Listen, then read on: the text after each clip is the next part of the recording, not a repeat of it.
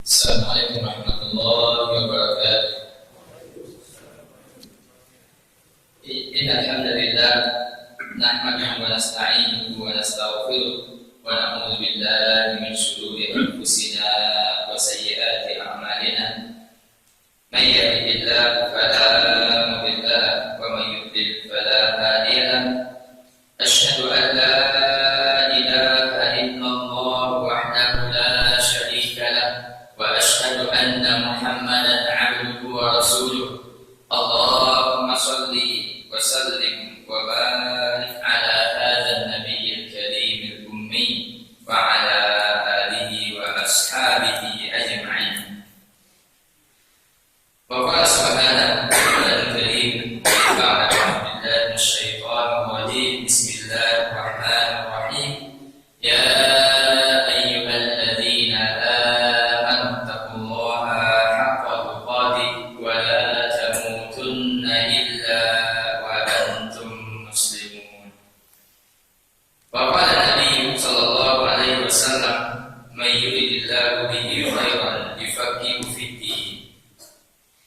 Bapak Ibu jamaah saudara rahmatullah subhanahu wa ta'ala, puji dan syukur alhamdulillah senantiasa kita ucapkan kepada Allah atas segala nikmat dan karunia yang Allah berikan, sekalipun dengan kondisi yang barangkali telah bagi sebagian kita barangkali membutuhkan perjuangan yang besar, bahkan untuk bisa bernafas dengan nyaman butuh perjuangan.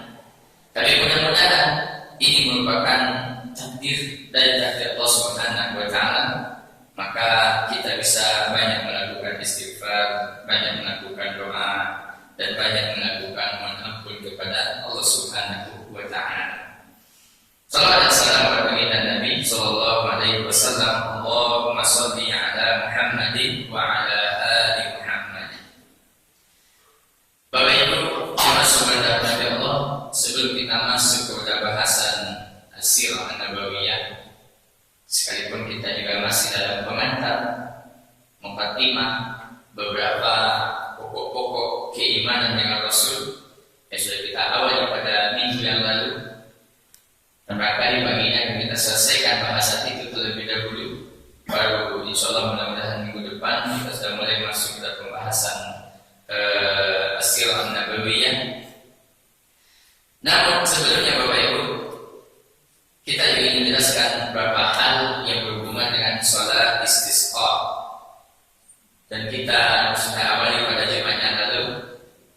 Kita sampaikan beberapa hal-hal yang berhubungan dengan memohon ampun, juga hal-hal yang bisa dilakukan oleh setiap muslim dan muslimah pada kondisi-kondisi yang sulit seperti ini. Kemudian Bapak Ibu jemaah rahmatullah Allah, barangkali ada dua masalah yang penting. Yang pertama, apakah dianjurkan berpuasa sebelum sholat istisqa? Yang jelas bahwa ulama kita sepakat sholat istisqa hukumnya sunnah. Hukumnya sunnah. Kemudian Bapak Ibu jemaah rahmatullah Allah, di setiap pembahasan fikih ulama kita menyebutkan tentang pembahasan istisqa, sholat istisqa, seperti tidak bisa Bapak Ibu buka dalam fikih sunnah atau sahih fikih sunnah dan beberapa kitab-kitab yang lain tentang masalah puasa sebelum melakukan sholat sunnah istisqa. Dari bahasan-bahasan yang beberapa hari ini juga dipenuhi pertanyaan dengan bahasan ini, apakah disunahkan atau ada hadis yang menjelaskan kepada kita tentang puasa 3 hari sebelum kita melakukan sholat sunnah istisqa? Kali ini yang dilakukan, maksudnya bahwa rencana sholat istisqa hari Jumat, lalu puasa Selasa, Rabu, Kamis, Jumatnya sholat. Bapak Ibu jemaah rahmatullah, dalam bahasan ini saya akan sebutkan pandangan-pandangan para ulama kita supaya kita mencoba melihat pijakan, supaya kita tahu loh, supaya kita tahu. Bapak Ibu jemaah rahmatullah, jumhur mayoritas ulama di dalam kitab-kitab fikih mereka memang menyebutkan bahwa disunahkannya puasa. Puasa. Juga sebagian yang menyebutkan 1 hari, ada yang menyebutkan 3 hari, ada dicarikan harinya hari Kamis, kita sholat supaya hari itu hari puasa, atau hari Senin kita sholat supaya hari itu hari puasa, atau seperti yang dilakukan hari ini.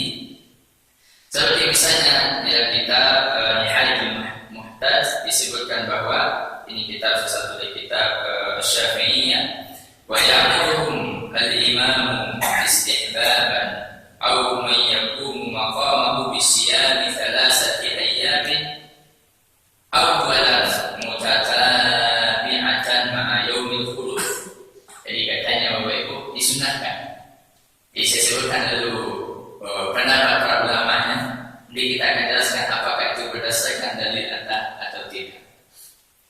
Kemudian juga Bapak Ibu jemaah dan adalah salah satu buku fikih yang terkenal namanya Mawsu'ah al-Fiqih atau Mawsu'ah al-Fiqhiyah juga menyebutkan bahwa dianjurkan berpuasa. Para ulama mazhab sepakat dianjurkan berpuasa, cuman masalah berapa harinya dan berapa lamanya. Begitu juga sebagai ulama Syafi'i al-Hanafi al-Maliki yang memerintahkan dalam kitab-kitab mereka berpuasa. Juga sebagai ulama Malikiyah, sebagai ulama al-Hanafi. Cuma Bapak Ibu yang dirahmati Allah, anjuran para ulama kita ini yang menentukan berapa harinya itu tidak memiliki landasan yang kuat. Lalu kalau kita mau, maka dia landasannya kembali kepada landasan yang bersifat umum saja. Apa maksud landasan bersifat umum? Bahwasanya di antara faktor yang akan bisa menyebabkan doa dikabulkan diawali dengan ibadah. Maka salah satu ibadah itu adalah puasa. Kemudian juga bisa bersedekah, bisa dengan hal-hal yang lain. Cuma masalahnya Bapak Ibu, ketika disebutkan harus 3 hari, atau misalnya harus sehari, atau misalnya harus kita berpuasa harus hari Kamis, maka hal-hal yang seperti ini dia butuh kepada dalil. Kesimpulannya bahwa apa disebutkan oleh para ulama kita ini semuanya hanya ijtihad. Dengan bahasa lebih umum mereka mengatakan wa yustahabbu qabla an yakhrujul imamu ilal musalla an yasumun nas, misalnya bahasanya begitu. Maka imam menganjurkan kita bersolat sebelum imam dan masyarakat keluar ke lapangan. Jadi kesimpulannya Bapak Ibu yang dirahmati bahwa untuk masalah ini yang khusus sampai hari ini, kali saya mohon maaf kalau tidak terjadi ditemukan dari yang lain, tapi sampai tadi malam saya baca, saya cari sampai jam berapa, karena masalah ini juga banyak ditanyakan. Maka kesimpulannya Bapak Ibu bahwa tidak ada satupun dalil yang mengkhususkan bahwa kita harus berpuasa. Tapi kalau berpuasa secara umum silakan, karena ini bahagian dari yang akan menyebabkan salah satu doa dikabulkan. Tapi dikhususkan 3 hari, maka dia butuh dalil. Nah kalau kita buka juga dalam fikih puasa, tidak ada satupun dari jenis puasa sunnah yang menjelaskan puasa 3 hari sebelum sholat istisqa. Berbeda ketika kita lihat Bapak Ibu misalnya puasa 9 hari di awal Zulhijjah. Itu disebutkan oleh para ulama kita. Artinya puasa berapa hari? Yang jelas bahwa tanggal 9-nya, tanggal 1 sampai 8 juga bersifat umum sebelum pelaksanaan Idul Adha. Tapi yang namanya sholat istisqa malam tidak ada dalil yang mengkhususkan.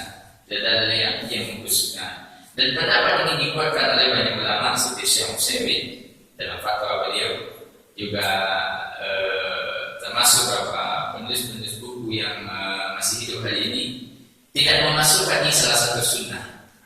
Tapi yang jelas bahwa kalau dianjurkan melakukan amal solehiyah, karena amal soleh akan menjadikan doa kita dikabulkan oleh Allah. Tapi mengkhususkan puasa usul fikihnya al-mukhassis, atau mengkhususkan sesuatu yang membutuhkan kepada dalil. Kemudian yang kedua, Bapak Ibu yang dirahmati Allah, ini barangkali kan sekarang sudah disampaikan. Barangkali para ulama-ulama yang mensyaratkan mungkin mereka membaca hanya dari buku mazhab saja tanpa merujuk terlebih dulu kepada dalil yang ada. Kalau ada dalil khusus maka kita akan lakukan. Tapi kalau tidak ada, kalau kita mau berpuasa berarti hanya bersifat dari umum. Yang kedua, tidak diharuskan harus 3 hari. Ini kan ijtihad namanya, istihsan para ulama kita. Barangkali kita akan menghormati juga para ulama yang menyebutkan 3 hari. Semoga kita bertemu dengan siapa yang mencoba untuk menyampaikan, misalnya wali kota atau guru yang hanya menerima. Tapi kita tidak tahu apakah siapa ustaz kita yang ikut dalam merancang peraturan ini yang akan mengatur proses terjadinya sholat istisqa. Kalau kita bertemu kita akan sampaikan. Tapi jelas bahwa Bapak Ibu yang mana untuk kita akan lakukan berdasarkan dalil saja. Jadi kalau Pak puasa ustaz puasa, ya silakan puasa, tapi tidak harus dikhususkan 3 hari. Mau sehari saja, mau 2 hari, mau berpuasa banyak-banyak silakan, mau puasa Nabi Daud silakan. Jadi bahwa puasa salah satu amal soleh, dan amal soleh ini akan menyebabkan doa kita lebih cepat dikabulkan oleh Allah Subhanahu wa Ta'ala. Misalnya kalau kita bacakan Bapak Ibu yang dirahmati Allah, kata Imam Nawawi, Imam Nawawi salah satu ulama mazhab Syafi'iyah, tidak menyebutkan harinya. Apa kata Imam Nawawi? Wa yata'ahhabu qablahu bi shadaqatin wa siyamin wa tawbatin wa ikbari 'ala al-khairi wa mujanabati syarri wa nahwi dzalika min ta'atillah. Kata Imam Nawawi, ini bahasa lebih umum, maka dianjurkan, disyaratkan untuk melakukan ketaatan sebelum kita melakukan sholat istisqa, baik dengan sedekah, puasa, dengan taubat, melakukan kebaikan-kebaikan, menjauhkan dari dosa-dosa dan hal-hal yang lain, yang semua itu kata Imam Nawawi sebagai bentuk ketaatan kepada Allah. Beliau sebutkan dalam syarah Sahih Muslim. Jadi Bapak Ibu yang dirahmati Allah, tentu untuk masalah ini maka kita ketika ada yang mengatakan bahwa dianjurkan 3 hari, dianjurkan sehari, tentu kadang-kadang dia hanya membaca sebagai kitab saja. Apa kita hormati? Pada waktu kita akan sampaikan. Kesimpulannya bahwa dalil khusus mengharuskan 3 hari tidak ada. Kemudian yang kedua, Bapak Ibu yang dirahmati Allah, saya juga membahas ini pernah tersalah mungkin saya menyampaikan tentang mengeluarkan hewan-hewan. Ketika dicek kembali, ini kan sunnah-sunnah juga mengeluarkan hewan-hewan. Saya ketika cek kembali, ternyata juga tidak disunnahkan membawa hewan-hewan. Kalau membalikan atau memutar sorban seperti ini, maka itu disunnahkan. Atau misalnya mengangkat tangan begini, ini juga termasuk sunnah. Termasuk sunnah dari sholat istisqa.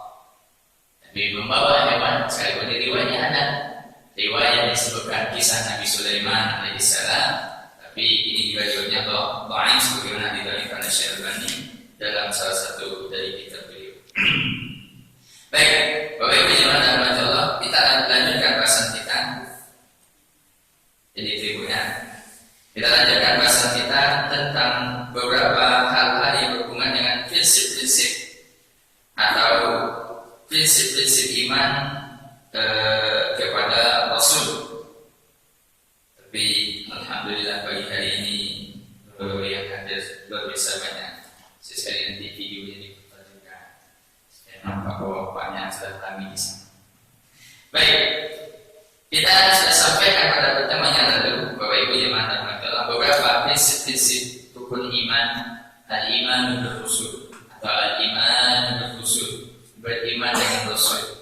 Kita sudah sampaikan yang pertama bahwa Rasul ini manusia biasa. Bisa kita bacakan dalam surat Ibrahim dalam ayat 11, apa kata Allah Subhanahu wa Ta'ala, a'udzu billahi minasyaitonir rajim, qalat lahum rusuluhum inna illa basyarun mithlukum. Telah berkata Rasul Apa katanya Bapak Ibu? Innahnu illa basyarun. Kami ini adalah manusia biasa. Jadi ini memberikan penjelasan kepada kita, menghapus, membatalkan konsep yang sudah kita sampaikan. Konsep apa namanya Bapak Ibu? Nur Muhammad. Ini konsep yang tidak bisa dipakai. Karena Nur Muhammad ini menjadikan Nabi gak tahu di mana posisinya. Jadi posisinya katanya sudah ada sejak zaman hantar-hantar dulu. Dalam masa itu lalu Nabi Allah dengan Muhammad sudah ada katanya. Nah, ini tidak bisa dipakai. Karena bahwa para Nabi dan Rasul termasuk Nabi Sallallahu Alaihi Wasallam adalah basyar, manusia biasa. Manusia biasa. Tetapi mereka dimuliakan dengan risalah. Artinya dengan risalah karena Nabi yang diberikan wahyu. Makanya dalam sejarah kita baca Bapak Ibu, akan kita baca juga nanti umur berapa Nabi diangkat menjadi Rasul? Umur 40. Berarti sebelumnya dia bukan belum menjadi Nabi, belum menjadi Rasul, masih manusia biasa. Juga para Nabi dan Rasul tidak memiliki sifat uluhiyah dan sifat rububiyah. Artinya tidak disembah dan tidak mempunyai kemampuan untuk memiliki sifat-sifat Allah seperti menciptakan, mengatur alam, menurunkan hujan. Dan kedua coba kita sampaikan Bapak Ibu, saya menurunkan hujan ini adalah kekuasaan Allah. Ada kekuasaan manusia, Nabi nggak bisa, apalagi manusia biasa. Nah, kalau bisa coba turun ini, cukup turunkan, nggak bisa. Pindah dari Amerika nanti kalau pasal hujan pindah kapan hujan? Nah setiap hari hujan dari bumi atau air dari bumi terus diangkat ke langit oleh angin, oleh matahari. Tapi kalau hujan, kalau yang hebat, nah coba turunkan. Sekalipun dalam cuma sedikit gak berbahaya bahasanya. Baik, Bapak Ibu jemaah dalam Allah. Kemudian yang berikutnya kita masuk pada pertemuan pada subuh hari ini. Ada beberapa sifat-sifat khusus bagi para Nabi dan Rasul. Bagi para Nabi dan Rasul ini kita ambilkan dari kitab yang ditulis oleh Syekh Wahid bin Abdul Salam Bali. Ini juga yang kita sarankan untuk beberapa sekolah yang kita bina. Ada beberapa sifat-sifat yang khusus bagi para Nabi dan Rasul.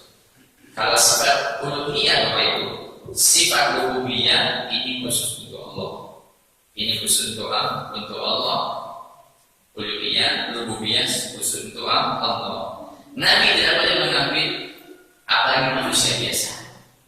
Yang kedua, para Nabi dan Rasul dia juga mempunyai sifat khusus dan tidak boleh juga diberikan kepada manusia biasa. Tidak boleh juga diberikan kepada manusia biasa. Yang pernah kita sampaikan bahwa Allah dia mempunyai sifat khusus. Para Nabi dan Rasul ada juga sifat khususnya. Kemudian malaikat ada juga sifat khususnya. Manusia juga ada. Jadi tidak boleh dipindah-pindahkan dan dicampur-campur. Sifat khusus yang pertama bagi para Nabi dan Rasul, Bapak Ibu yang dan Allah, namanya wahyu. Namanya wahyu. Oleh karena itu wahyu hanya Allah Subhanahu wa Ta'ala berikan kepada para Nabi dan Rasul saja. Dan ini Bapak Ibu yang dan Allah, kalau kita mengetahui konsep-konsep seperti ini akan menghindari seorang muslim dari kesesatan. Karena dia tahu bahwa itu adalah sifat khusus bagi para Nabi dan Rasul. Misal ada orang India yang ujungnya mati, meninggal di dalam WC, namanya Mirza Ghulam Ahmad, orang India sana, mengaku dapat wahyu. Kalau kita memahami bahwasanya yang mendapatkan wahyu hanya para Nabi dan Rasul, bisa langsung kita katakan bantu. Kenapa Bapak Ibu? Karena kamu mungkin biasa dapat wahyu lagi. Ada juga Lian mungkin dia cenggen, ada juga Ahmad Musoti, Ahmad Pembohong. Ini kan semuanya orang mengaku dapat wahyu. Kalau kita sudah mengerti bahwasanya wahyu itu hanya bagi para Nabi dan Rasul, langsung sih bisa kita akan mengatakan bahwa palsu, kalau dalam bahasa akidahnya kadzdzab, pendusta ganda. Kenapa? Karena kita tahu yang wahyu hanya diberikan kepada para nabi dan rasul. Sebagaimana misalnya Allah Subhanahu wa taala sebutkan Bapak Ibu jemaah dan Allah Subhanahu wa taala dalam surah Al-Kahfi, "Qul innama ana basyarun mithlukum yuha ilayya." Ini di antara pernyataan para nabi dan rasul. Sesungguhnya saya ini adalah manusia biasa seperti kalian, tapi kelebihannya apa itu? Yuha ilayya, diwahyukan kepada saya. Di urusan wahyu ini urusan para nabi dan rasul. Apalagi kalau ada orang ngaku bertemu nabi. Tapi kalau mimpi bertemu nabi, Bapak Ibu, mungkin karena masalahnya kalau dia sudah membawa sebuah keyakinan. Ambo sebut di nabi atau lagi di nabi Pak, begini cik, buku zikir, selalu masalah. Sudah ada masalah. Yang nanti lagi kita sampaikan Bapak Ibu, orang kalau mengaku bertemu dengan nabi, kita tidak akan patahkan, tidak akan bantah. Tidak katakan begitu. Karena mungkin cuma kita akan tanyakan yang pertama, tahu dengan sifat penciptaan nabi. Kalau tahu, berarti dia bisa menjelaskan seperti apa. Yang kedua, kalau dia mau bertemu dengan nabi, gak akan mungkin nabi dalam mimpinya ketika dia bertemu nabi akan menyampaikan sebuah ajaran. Sebuah ajaran ini sholawatnya, ini zikirnya, ini jenis sholatnya, segala macam. Kan mungkin, kenapa? Karena ini suatu hal yang mustahil. Suatu hal yang mustahil. Sebagaimana Allah Subhanahu wa taala sebutkan dalam surat Asy-Syu'ara, apa kata Allah? Nazala bihi ruhul amin. Allah turunkan Al-Qur'an itu wahyu melalui malaikat Jibril yang digelari dengan Al-Amin. Jadi kekhususan yang pertama wahyu. Kekhususan yang kedua Bapak Ibu namanya isma, maksum. Namanya maksum. Maksum dari apa? Bapak Ibu jemaah dan Allah Subhanahu wa taala. Yang jelas yang pertama bahwa maksum ketika menerima wahyu. Jadi ini maksum ini juga nanti kalau kita bisa memahami dengan baik akan menghindari kita dari kesesatan. Karena sebagian orang-orang secara Syiah misalnya mengatakan imam-imamnya maksum, apa masalah? Karena maksum hanya untuk para nabi dan rasul. Ada misalnya kita kadang-kadang ngomong begitu juga Bapak Ibu. Di buang buta tidak pernah bebek rasul. Coba dengarkan, tidak pernah yang bebek rasul. Kalau ini perkataannya Bapak Ibu, ini namanya kalau bahasa kita tadi betul. Tapi kalau misalnya dikatakan guru itu sudah siap mana, iswana alim mana, iswana rajin mana, bebas, silakan, tidak ada masalah. Tapi kalau dikatakan gurunya tidak pernah melakukan dosa, maka ini namanya dia sudah memberikan sifat nabi kepada guru. Tidak boleh. Berarti dia sudah namanya guru. Lebih-lebih daripada gurunya. Gurunya pasti mungkin melakukan dosa, mungkin dia tidak tahu. Tapi jangan diyakini gurunya tidak melakukan dosa. Jadi maksud yang pertama Bapak Ibu bahwa Nabi dan Rasul maksud terpelihara dari menerima wahyu. Sebagaimana dalam surat Al-A'la yang kita baca, apa kata Allah Subhanahu fala tansa. Jadi Nabi kalau menerima wahyu kamu mungkin salah. Tidak mungkin salah. Sampai di mereka kata Allah. Kita Bapak Ibu mungkin saja salah. Bapak Ibu dengarkan pengajian nanti sampai terbantu. Saya mengaji jago. Tiba di luar hanya kurang. Wajib Ustaz tadi tentang sholat sunat istisqa. Ada cerita itu bos pasuknya tentang puasa Ustaz selesai istisqa. Ada cerita tadi bos puasa Ustaz diberi. Berarti salah Pak. Penerimaan kenapa salah? Ketika mendengarkan penjelasan tadi tertidur, mungkin ada masalah. Kita ini salah. Ada mungkinnya seperti orang yang sedang belajar di musuh sana. Ketika syekhnya menjelaskan tentang sesuatu itu kalau boleh saya telepon SMS, hukumnya kok cik saya tadi menerima. Padahal dia tidak tersalah. Atau memang dia salah paham. Jadi masalah apa? Salah paham. Tapi pandangan Rasul tidak mungkin. Tidak mungkin. Yang itu Bapak Ibu tidak mungkin salah dalam menyampaikan. Tidak mungkin salah. Karena dijaga oleh Allah Subhanahu wa taala. Wallahu ya'simuka minan nas. Allah menjaga manusia, Nabi dari manusia, termasuk juga menjaga dari pengaruh setan dan segala macam. Jadi ketika Nabi menyampaikan kamu mungkin salah, kamu lupa ayat kewalatu dalam surat Al segala macam, kita mungkin salah. Sudah kita sampaikan, semangat menyampaikan oleh membawa hewan, pas dilihat ternyata salah. Ada masalah. Nah juga manusia. Kita coba baik memperbaiki, menyampaikan ulangan di suatu hal yang berat bagi sebagian orang. Sebenarnya juga berat, tapi itulah kewajiban kita. Kalau santai sampaikan saja. Kemudian Bapak Ibu yang Allah Subhanahu wa taala, juga Allah Subhanahu wa taala jaga Rasulullah SAW, Bapak Nabi dan Rasul, ketika menyampaikan hati tidak pernah menyembunyikan ilmu. Tidak pernah menyembunyikan, sebagaimana Allah sebutkan dalam surat Al-Maidah, "A'udzu minasyaitonir rajim, ya ayyuhar rasul balligh ma unzila ilaika min rabbik." Kata Allah, wahai Rasul, sampaikan apa yang Allah turunkan. Makanya ini juga akan menghilangkan, memberikan pemahaman kepada kita tentang konsep bahwa tidak ada namanya ajaran rahasia. Aku zikir rahasia atau anak kasih ke kanan. Aku zikir rahasia atau murid tamu salawat saja kok. Aku nak salawat aku ayat aku sembah dia kok. Enggak ada. Tidak ada. Kenapa? Nabi sudah sampaikan dan kita juga tidak boleh menyembunyikan. Jadi bisa waktu ilmu agama satu persatu bisa. Kalau Bapak Ibu mau bisa. Mau belajar tafsir bisa, belajar fikih, belajar usul fikih, belajar zikir, belajar apa saja bisa. Enggak ada disembunyikan. Cuma masalahnya kemampuan kita tentu terbatas. Ya, tidak ada disembunyikan. Kalau sudah ada tidak apa bentuk poin-poin sudah disembunyikan, bisa mengarah kepada aliran kebatinan, kajian sesat segala macam, ngaji malam-malam yang pernah kita sebutkan dan sebagainya. Kenapa? Karena ini bentuk maksud pada Nabi dan Rasul. Tidak ada disembunyikan. Dikumpulkan ramainya sampaikan. Bertemu dengan sahabat disampaikan, tidak ada yang disembunyikan. Kemudian juga Bapak Ibu jemaah dalam hati Allah, bahwasanya para Nabi dan Rasul maksud dari pengaruh buruk syaitan. Yang terbentuknya bahwasanya Nabi Sallallahu Alaihi Wasallam qarin, sudah pernah juga kita sampaikan tentang qarin Nabi.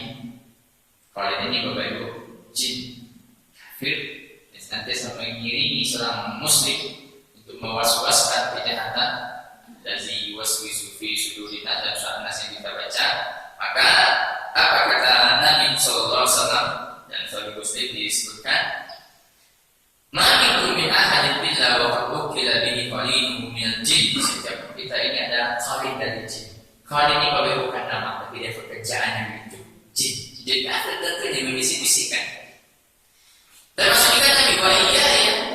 Kata Nabi ya, "Illa anna Allah Islam fala ya'muruni illa bi khair."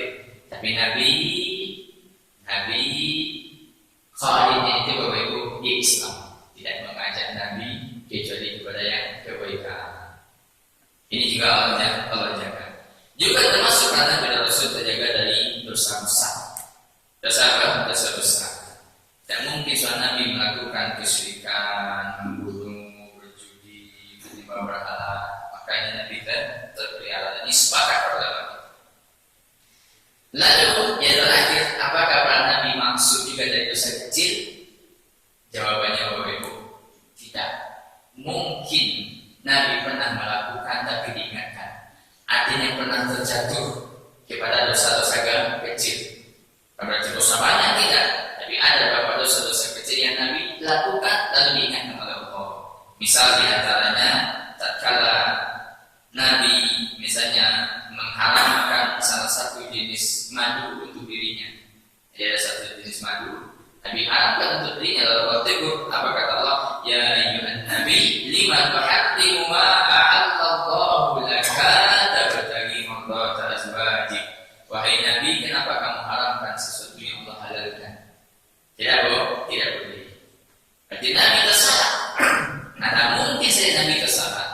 Ada dalam kisah yang lain ketika Abdullah bin Maktum, ini sahabat Nabi muda Bapak Ibu datang ke Nabi.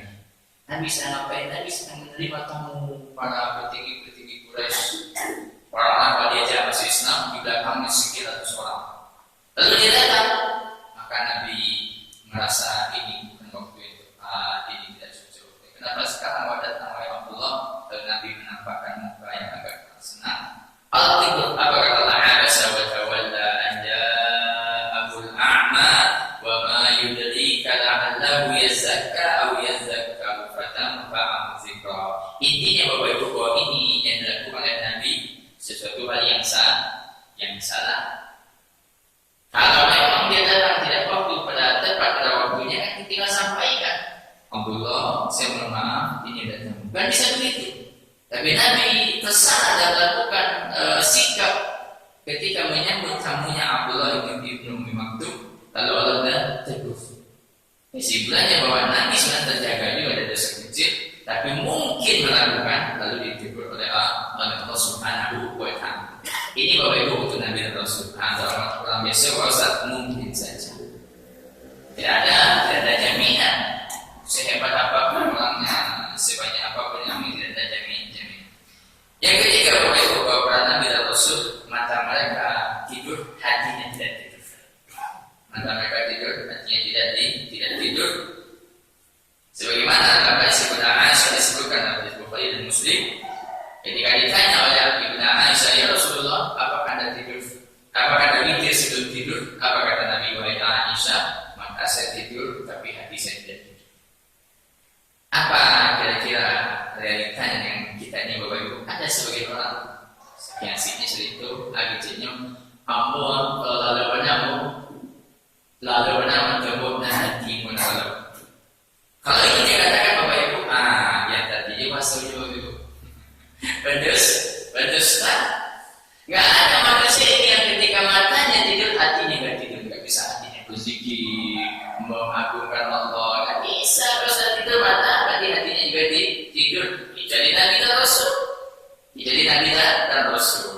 Ulang saking asik dari itu, tayo itu tidak dengan sebagai ceritanya. Kalian itu lalu kan nanti lalu nambung matu bosan lagi mungkin saya tidurnya tipis, mungkin dia tidur ayam. Tapi dia bahwa ini kekhususan hanya milik Nabi dan Rasul saja. Orang biasa nggak mungkin. Yang berikutnya Bapak Ibu zaman dahulu adalah bahwa para Nabi dan Rasul diberikan pilihan ketika dia akan mati. Diberikan pilihan itu sih. Kaman gak ini ada visual. Kaman gak ini terus tahun lain diberikan pilihan. Ini para Nabi dan Rasul alaihi wassalam. Sebagaimana kisah Nabi Musa alaihissalam atau kisah Nabi Sallallahu Alaihi Wasallam ketika dia di akhir hayatnya, lalu ketika ditanya oleh malaikat Jibril, apa kata Nabi? Nabi jawab dengan surat An-Nisa, "Ma'allazina an'amallahu 'alaihim minan nabiyyin" dan seterusnya. Intinya bahwa Nabi mengatakan sudah saya tanya, saya dipanggil untuk menghadap Allah. Lalu ada juga orang kita mengatakan, karena kecilnya dua botol, sama mungkin tak bisa. Kalau mati batang pisang kecil belum mati. Lah mati batang pisang di bungkus surau baru mati. Berarti ini Bapak Ibu berarti dia ada namanya unsur kedustaan. Intinya apa? Bahwasanya kalau dia mengatakan begitu berarti dia sudah mengambil sifat Nabi dan Rasul. Enggak ada satupun manusia yang tahu dirinya mati. Tidak ada. Tapi ini adalah cerita. Jadi betul cerita. Dia kata sebagai muridnya kan begitu. Musuh sangat tahu ni bila mati Pak semua mau jadi batang kokat yang ko surau tak ada kami batang kokat tu lah ni adalah mati dia mati. Berarti ini namanya bohong tak guna bohong yang tak boleh penting ini tidak boleh diyakini. Kenapa? Yang meninggal seperti para Nabi dan Rasul. Nabi Rasul bisa mengetahui kapan yang meninggal, berikan pilihan dan seterusnya. Kemudian juga Bapak Ibu yang mantan Allah, bahwasanya para Nabi dan Rasul sebelum mereka meninggal sudah diberitahu di mana tempatnya di surga. Sudah diberitahu di mana tempatnya di surga. Sebagaimana Nabi sebutkan dalam Sahih Bukhari dan Muslim, "Innahu lam yuqbal nabiyyun hatta yara maq'adahu fil jannati tsumma yukhayyar." Kata Nabi, tidak dicabut nyawa seorang Nabi dan Rasul sampai dia melihat di mana tempatnya di surga. kesimpulannya yang sudah mengetahui dia masuk surga atau tidak sebelum dia meninggal adalah para nabi dan rasul. Kalau ada juga orang mengatakan butuh langsung surga. Ini juga bermasalah. Nggak ada jaminan, belum adanya jaminan. Tadi masuk surga tidak terima, tidak tahu. Tapi beberapa yang ada, tapi para nabi dan rasul iya sudah melihat. Supaya apa? Supaya kita tahu. Karena hal-hal seperti ini bagikan sebagai katanya kalau maka namanya kebaikan macam-macam. Maka ini tidak ada satu pun yang bisa kita benarkan kecuali hanya para nabi dan rasul saja mengetahui tempat mereka di surga. Dan ini hikmah Bapak Ibu supaya para nabi dan rasul kuat, supaya kuat dalam berdakwah. Tidak ada para nabi dan rasul yang murtad, yang keluar dari Islam. Kenapa? Karena sesungguhnya tempatnya di surga. Walaupun bagaimanapun perjuangan hidup, bagaimanapun musibah yang diberikan dan segala macam, tetap bertahan sampai dia meninggal. Kemudian Bapak Ibu zaman dalam para nabi dan rasul tidak dikuburkan kecuali di mana dia meninggal. Di mana dia meninggal. Kata Nabi Sallallahu Alaihi Wasallam dalam Musnad Imam Ahmad, apa kata Nabi? La yuqbaru nabiyyun illa haitsu yamutu. Tidak dikuburkan para nabi kecuali di mana mereka meninggal. Kalau ada para guru-guru berwasiat imam mati sinan kuburan rukun mati di dalam surau, maka ini wasiat tidak dilaksanakan. Tidak dilaksanakan. Lalu mengatakan Nabi kemudian iya ini khusus bagi para nabi dan rasul. Khusus bagi para nabi dan rasul. Yang namanya saddan dizari'ah supaya menutup pintu tidak terjadinya kesyirikan. Kalau dikuburkan di dalam surau, apabila kelambu, lama-lama tambah cerita yang banyak tadi tambah. Oh lah, kami akan senang bisa membawa tirai, bisa membawa makanan, bisa membawa ibu, bisa mencium kuburannya, bisa segala macam. Oh lama-lama karena ceritanya semakin banyak dibuat. Maka ini Bapak Ibu hanya khusus bagi para nabi dan rasul di mana dia meninggal di sana dikubur. Kemudian yang berikutnya Bapak Ibu bahwa jasad para nabi dan rasul tidak dimakan oleh bumi, tidak dimakan oleh bumi. Sebagaimana Nabi sebutkan Innallaha azza wa jalla harrama 'alal ardi ajsad al-anbiya. Allah mengharamkan bagi bumi memakan jasad para nabi dan rasul. Oleh karena itu kuburan Nabi itu diberikan penjagaan yang sangat luar biasa. Dan sudah ada upaya-upaya mencuri jasad. Kemudian yang berikutnya Bapak Ibu yang dirahmati Allah, kita cukupkan 3 menit lagi. Bahwasanya para nabi dan rasul di dalam kuburan mereka hidup. Yusallun dan sholat beribadah. Dalam kuburan apa bentuk sholatnya? 5 kali sehari semalam. Allahu a'lam. Yang penting misalnya kata Nabi SAW dalam Sunan Abi Daud, al-anbiya'u ahya'un fi quburihim yusallun. Para nabi dan rasul ahya, hidup dalam kuburan mereka. Yusallun, mereka sholat. Tentu ini kuburan Bapak Ibu sudah dengan alam yang berbeda, sudah dengan alam yang berbeda. Sebagaimana dalam kisah Isra dan Mi'raj yang panjang, juga Nabi sebutkan bertemu dengan beberapa nabi dan rasul. Yang ketika bertemu dengan Nabi Musa alaihissalam, qa'im yusalli. Nabi Musa sedang sholat. Bertemu juga dengan Nabi Ibrahim, wa idza Ibrahim alaihissalam qa'im yusalli. Nabi Ibrahim sedang berdiri sedang sholat. Ini khusus bagi para nabi dan rasul saja. Dan tidak ada juga orang mengatakan Bapak Ibu akan belum kuburan kita sholat itu. Kalau sampai permintaan mobilnya bisa sholat dikabulkan. Nah ini tidak bisa. Karena ini hanya khusus bagi para nabi dan rasul saja. Yang terakhir Bapak Ibu yang dirahmati Allah, bahwa para nabi dan rasul warisan mereka tidak dibagikan. Kata Nabi Sallallahu Alaihi Wasallam, la nuwarras ma tarakna shadaqatun. Kami para nabi dan rasul tidak mewariskan. Artinya harta warisannya tidak jadi, harta peninggalannya tidak jadi warisan. Lalu harta peninggalannya dia apa? Jadi sedekah. Dibagikan saja, diberikan kepada kaum muslimin selesai. Ini juga membantah isu-isu yang diangkat karena orang Syiah katanya anaknya Fatimah punya warisan sebuah tanah, lalu tanah ini direbut oleh Abu Bakar radhiyallahu anhu, terjadi kezaliman, kemudian segala macam. Ini semuanya cerita bohong saja.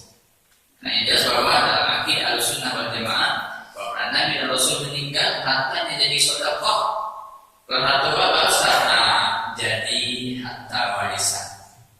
Jadi harta warisan. Ibu-ibu, ini saya pesankan ibu. Bila lagi besar sana, nanti kita lagi besar sekarang lagi dahulu. Ibu-ibu kita sampaikan, pesankan sama anak kita, terutama kepada keluarga kita. Kalau rumah itu suami kita yang bangun, apa pesankan? Anak-anak ikut rumah suami, rumah bapak ya. Jangan dibiarkan nanti bapak akan terlantar. Kalau saya meninggal dulu. Saya kasihnya banyak nih, kasihnya banyak. Meninggal istrinya, suaminya dan tentu. Pikir-pikir kalau apa beda bang. Karena sudah tidak nyaman di rumah, pada itu rumahnya. Pada ini bapak ibu bukan satu dua kasus, banyak kasus yang begitu. Maka pesannya pada ibu, pada ibu. Pesan yang kedua, ibu dapat harta warisan. Tanyakan boleh jawab. Kenapa? Karena khawatir ini ketika bukan hak kita, hukumnya bapak ibu terdapat dalam 3 huruf, 4 huruf. Ha, Ra, Alif, Mim. Halal. Itu hukumnya. Oh, sama nanti Ustaz, akhirnya meninggal, ada rumah ciri, ada sawah, ada ladang. Tapi itu tidak halal untuk apa? Tidak berkah. Tidak berkah. Lalu bagaimana? Tanyakan. Diperiksa dulu harta kita. Jadi kalau kita ada yang meninggal bapak ibu, kita sampaikan juga ketika kita pergi takziah. Jika ada yang bisa meninggal sejak kemana kita pergi takziah, maka hartanya kalau ada sawahnya, ladangnya segala macam yang punya dia, maka itu harus dibagi. Harus dibagi. Dengan apa dibagi? Dengan Al-Quran dan Sunnah. Kalau tidak dibagi bagaimana? Nanti akan terjadi penzaliman. Sianu mungkin atau sianu, saya coba atau sianu, lama-lama para keluarga. Kenapa perang? Karena hartanya tidak dibagi secara syar'i. Jadi bisa dibagi sawah, bisa, jangan sawah. Uang 5.000 saya bisa dibagi, 1.000 saja bisa dibagi, batu bidan ada bisa dibagi. Apapun yang ada nilainya baru bisa dibagi, dibagi. Jadi kalau tidak dibagi bapak ibu, ini hanya khusus bagi para nabi dan rasul yang dibagi. Bagi kita yang meninggal maka harta kita dibagi. Karena dalam Islam kita diatur cara mencari harta. Ini cara tahu kemudian tidak boleh ini, yang boleh ini segala macam. Fikih jual beli, fikih simpan pinjam segala macam fikih. Yang kedua, ketika kita sudah meninggal, diatur juga bagaimana cara membagikannya. Tidak boleh juga sembarangan. Yang kita nanya, yang kita orang lah, nggak boleh. Itu kan harta apa? Oh iya, bapaknya punya bukan dia. Buktinya kita bisa menjual ketika bapaknya hidup. Kan tidak boleh seorang anak misalnya. Apapun itu yang dia wujud topaknya, yang dia PKB sukses segala macam dijualnya. Ditanya oleh orang, dijual topak, tak boleh. Pasti tak mungkin. Mungkin bapaknya menunjukkan bahwa itu hartanya bukan harta dia. Harusnya sebenarnya harta bapaknya, tapi dia hanya punya hak memakai mungkin, meminjam segala macam. Ketika meninggal bapaknya, maka itu hak siapa? Hak Allah untuk membagi. Itu ada pembagian alasan ada pembagian untuk, ada pembagian sawah segala macam. Kadang-kadang heran kalau orang Minang ini heran. Apa herannya? Dia dapat rumah, satu rumah, ditanya orang.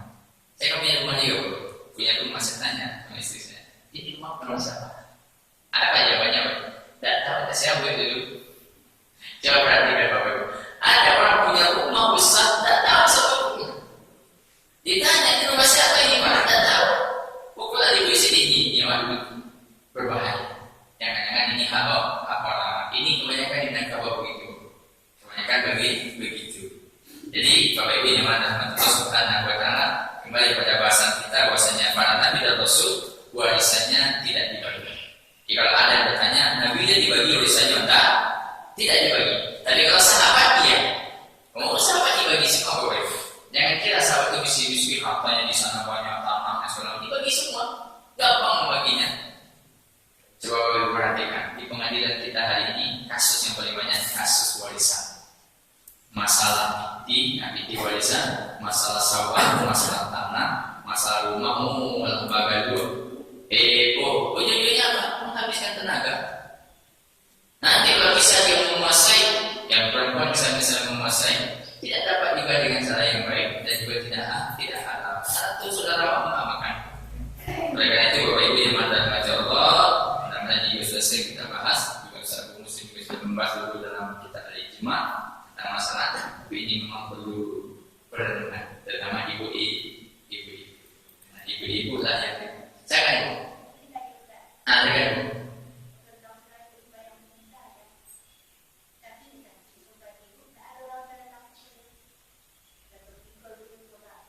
tapi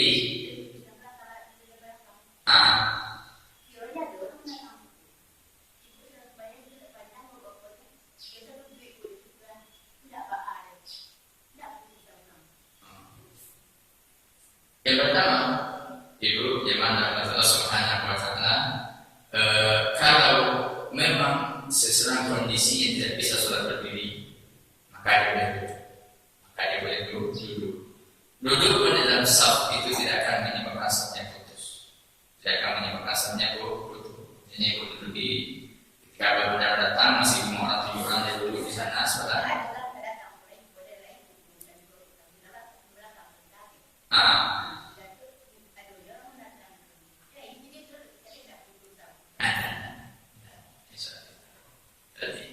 Baik. Jadi jangan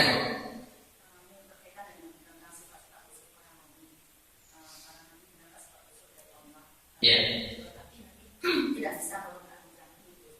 Ya. Gimana Ustaz dengan antara Ustaz seperti kaum yang bisa memindahkan hujan dan bisa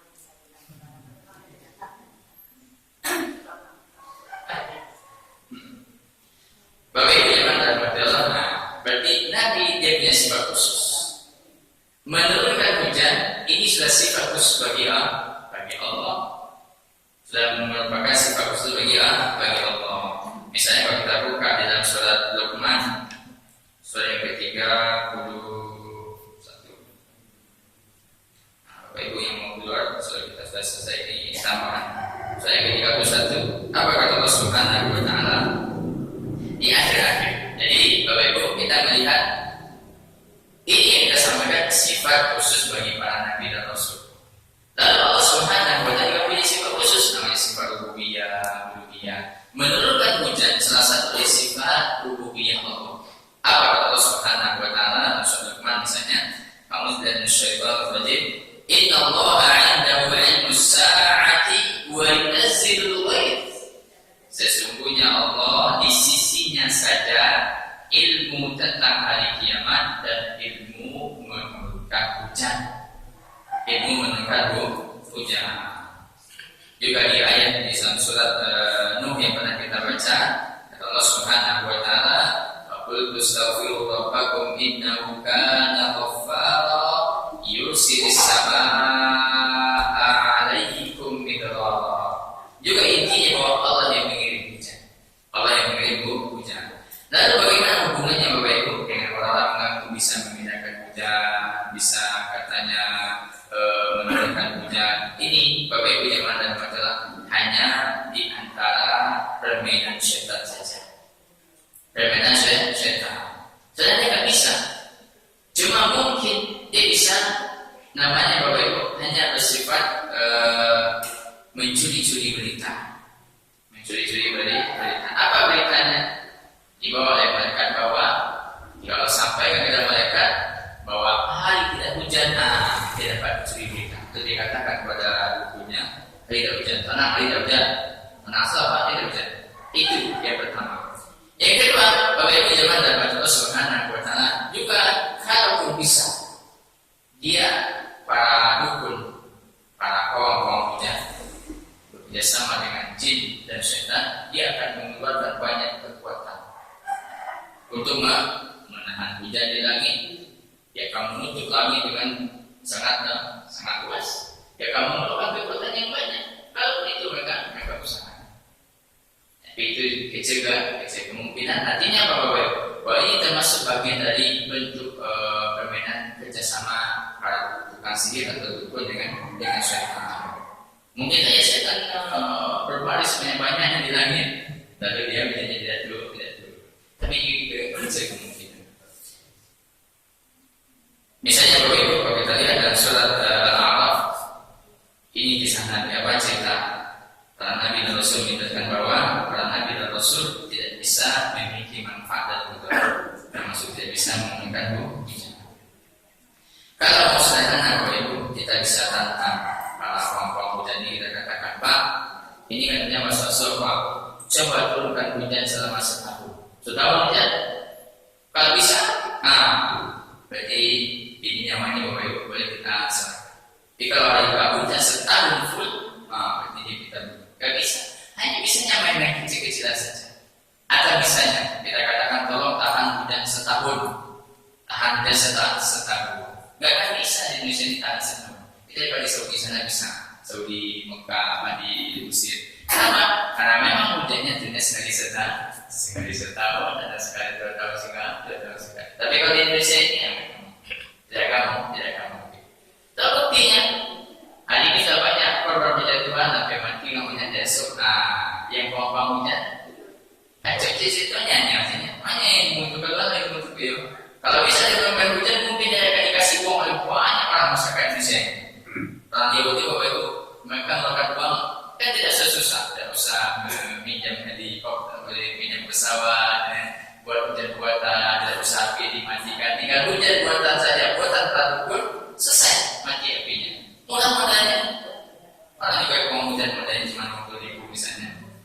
Tapi kalau Ibu jangan ada materi inilah yang ada hanya kombinasi. Lalu kalau dikatakan pas mau hujan sudah ini namanya diantara istidrat, sesuatu hal yang terjadi. Pas seperti apa diprediksikan oleh para dukun-dukun peraturan sihir terjadi, namanya istidrat. Istidrat ini Bapak Ibu ada beberapa hikmah. Hikmah yang pertama bahwa menguji iman seorang muslim. Yang kita bahwa kita ini bukan Allah yang turunkan. Yang kedua, apa hikmahnya? Ini menambah dalam tempat jatuh para dukun. Kadang itu dikadai soalnya datang foto di sana meraleta dan dari bodoh. Jadi saya minta Ibu SBY ini kan bahasa-bahasa menyebabkan dia sekarang dia hebat, namanya istidrat, memperdalam tempatnya. Jadi Bapak Ibu yang ada mata Allah, sekarang kita banyak-banyak berdoa. Sebagaimana doa Nabi, Bapak Ibu sudah paham, saya lupa menyampaikan di awal-awal berapa buah doa Nabi tentang hujan. Misalnya Allahumma skina ghaisan muisa mani'an ajilan ghairu ajil nafi'an ghairu dharrin. Ini Bapak Ibu sedikit kita hafal. Ini bukan kita kosong, tuliskan. Nanti dituliskan. Supaya apa? Ini salah satu doa minta hujan ya Allah, berikan kami air hujan yang banyak, yang menolong, yang tersebar di seluruh negeri-negeri kaum muslimin. Mani'an yang sejuk dan menyuburkan. Nafi'an ghairu dharrin, yang bermanfaat dan yang tidak memberikan mudarat. Ajilan ghairu ajil, yang turun sekarang ya Allah, yang tidak ditunda-tunda.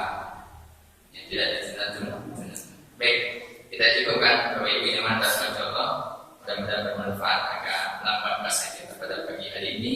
Mudah-mudahan bisa memberikan kepada kita yang bermanfaat. Kita tutup dengan doa kafaratul majlis. Soal pada minggu depan kita akan masuk ke pembahasan as-sirah